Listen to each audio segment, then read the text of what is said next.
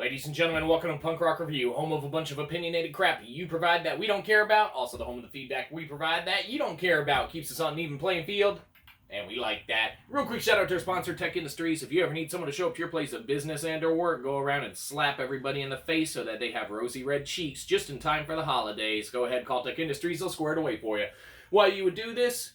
Well, probably because you're working with people who aren't very festive around the holidays. So call Tech Industries, or don't, we don't care.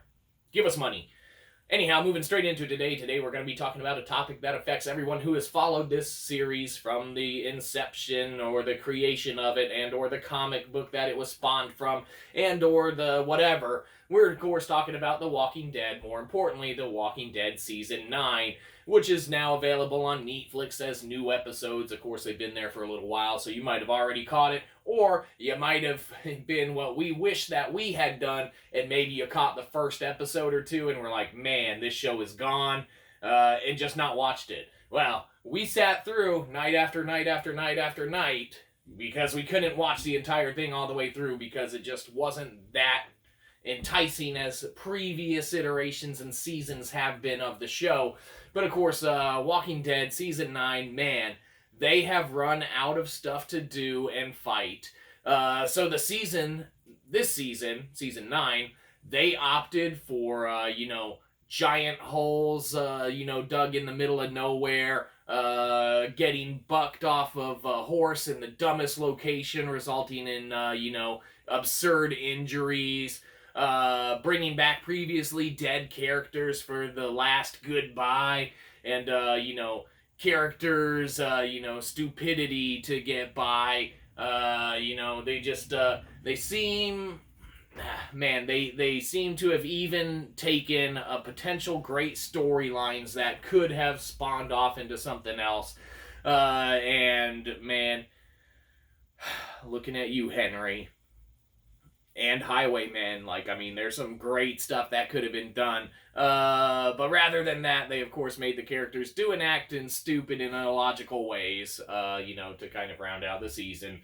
Man, this season was a huge disappointment. Of course, some graphics and gore are okay in it and such still, but it's gotten to the point where, these little communities that were thriving just a couple seasons ago have fallen on times that they don't know what they're doing. You got warlike nation states and stuff like the Kingdom, who used to be very warrior-esque and such, and capable of providing armies for stuff.